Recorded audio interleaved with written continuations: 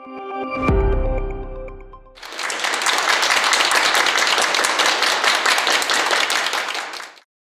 Habarlar kanalynyň 8-nji dekabrdaky halka ýetiren habarlarynda ýene-de adatdaky bolşýaly türkmen halkyna garşy gorkuy propaganda çärelerini hödürlediler.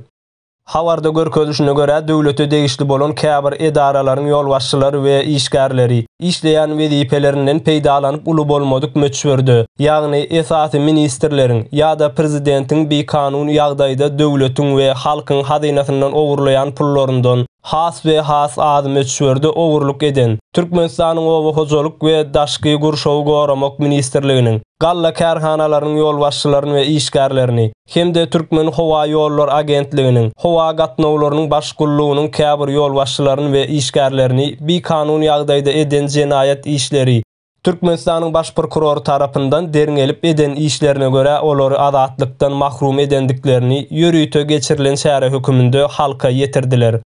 Ol hem aýdylyp gelişine görä Türkmenistanyň bir kanun hökümeti tarapyndan her 6 aýdan bir gedek geçirilýän bu ýaly çäreleriň diňe halka gorku salmak üçin hemde korrupsiýa we paraxorluğa garşy görüşen şekilli bolýandyklaryny ýene-de bir gedek aýtmak gerekli.